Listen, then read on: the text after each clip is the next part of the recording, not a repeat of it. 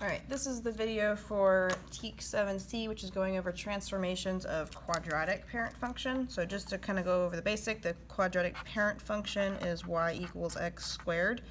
So if I was to graph that, actually, let's just pick a few random, I'm going to make that a -2. Pick a few random x values.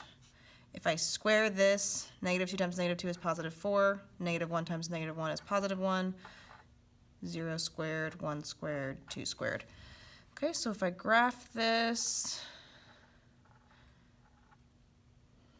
okay, we got that parabola or U shape.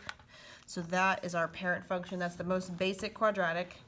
And then what we're going to look at today is there's 4 different places that you can put a number, and each place you can possibly put it has a different effect on this parent function.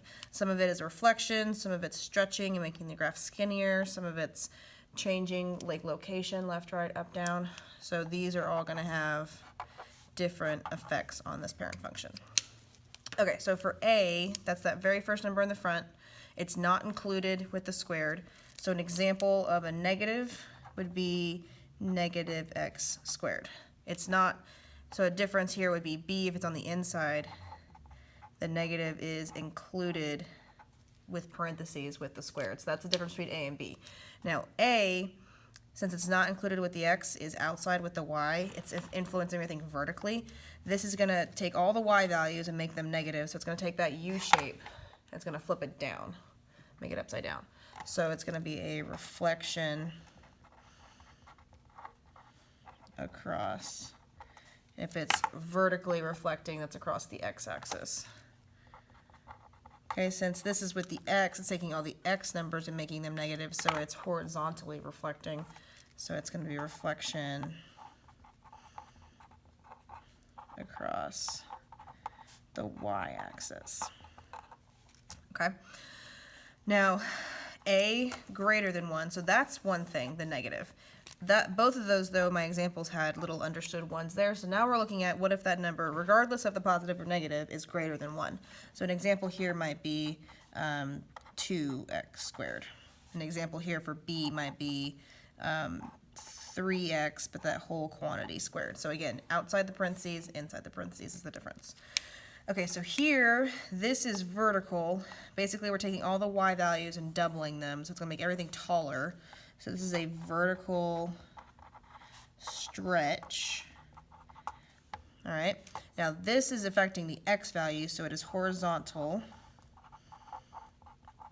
What's a little bit weird, and we'll get more into this with C in a minute, but the horizontal stuff is always kind of backwards from what you think. So if I'm getting a bigger number, it's actually going to end up being a shrink, which some people also use the word compression.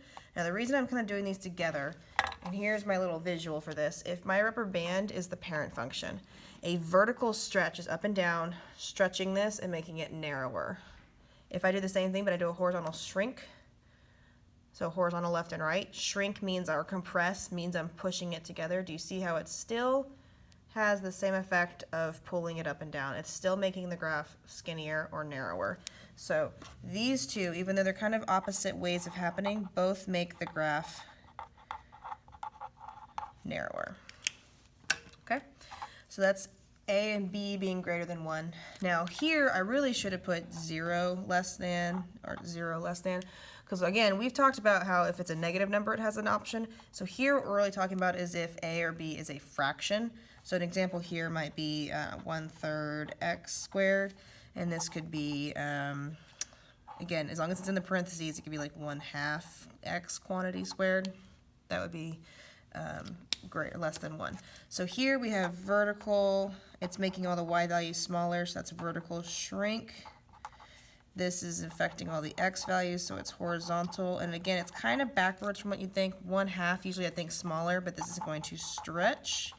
And again, as long as you can kind of think about the fact that these are kind of connected by the idea of being fractions, vertical shrink means I'm vertically making it smaller, which is going to make the graph actually wider.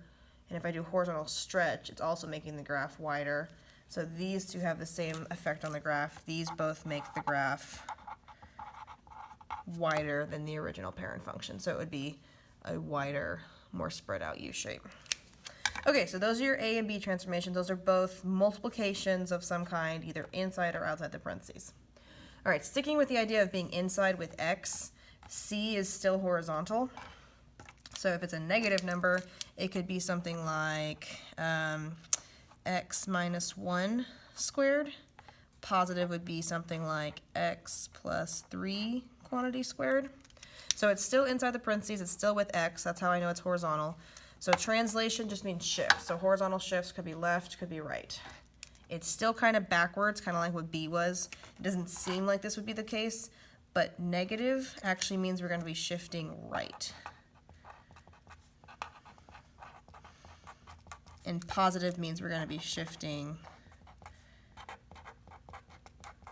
left. So when I'm teaching this, I always kind of tell everybody the horizontal things inside the parentheses, they always kind of seem backwards. But if you can just remember that, then it's just backwards from what you would normally think. Okay, vertical is on our outside, so we're back with being with y again, so it's all vertical. So if I have something negative, it's no longer inside the parentheses. So I've got my x squared, and then I would be doing something like minus 4. Okay, that is shifting the graph. This makes complete sense to me. Negative means we're going down. If you just think vertical, up and down, negative is down. Positive would be if I did like, oops, sorry, pardon that. If I did like x squared plus 6. So that would be shifting up. Okay, so those are your options. You got a few examples. Now at the bottom here, basically it's just lots of practice. I'm going to go through a few of these a little bit slower, but at any point, if you wanted to pause the video and try it on your own, then you could always come back and see how you did. That's what I would recommend. So let's just do a few together. So in this first one, I just see a negative. You just got to ask yourself, is it outside the parentheses or inside the parentheses? Since I don't see any parentheses, it is not included, so it's A. So this is our A value being negative, so that's a reflection across the x-axis. That's the only thing that's happening to our parent function. Here, I still see an A value. That 2 is not included in any parentheses, so A, looking over here, I actually did that example here, 2 is a vertical stretch by 2. Okay, so you're just going to list out transformations from the parent function. So here, I actually see a negative and a 1/2. They're both B, but they have two different functions. So B negative was reflect across the y-axis, it was horizontal.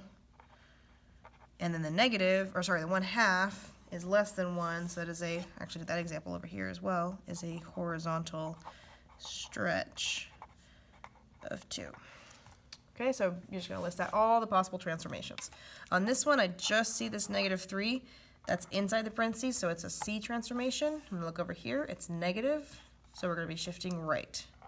So we would go right 3 units. Okay, again, pause at any time, try a few, come back and see how you did. I'm going to kind of go through these last few just to check how we're doing. So, positive, outside the parentheses, so it's D, so this is be up 1.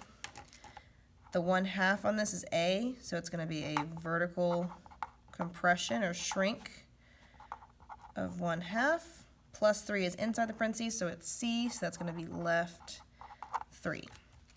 Inside the parentheses is B, so that's going to be reflect across the y-axis. Neither of these are inside the parentheses. Nothing is included in the parentheses, so it's A and D. So this is a vertical stretch of 2 and up 5. Okay, one more time. I might recommend pausing, trying them, come back and check. Okay, so I'm just going to go through these last few. Plus 5 is inside, so it's left 5. Well, -1's outside, so it's down 1. That negative's on the outside, so it's A, so reflect across the x-axis. Plus 3's on the inside, so it's C, so that's left 3. Everything's inside the parentheses. You got your big parentheses here for the squared, so that's B and C. This one's a little crazy because you got two different sets of parentheses. So the B greater than 1, so that's a horizontal shrink or compression of 2. And that's a minus C or negative C, so it's going to be right 6. Okay, last but not least, lots of them. We've got a negative and a 1/2. Those are both A. We've got a positive 2 inside the parentheses, so that's C. And a negative 4, that's outside, so that's D. So we've got reflect. It's vertical, so it's across the x-axis. And we've got a vertical shrink of 1/2. Those are both the A pieces. C is positive, so I'm going to go left 2. D is negative, so I'm going to go down 4. And that's it.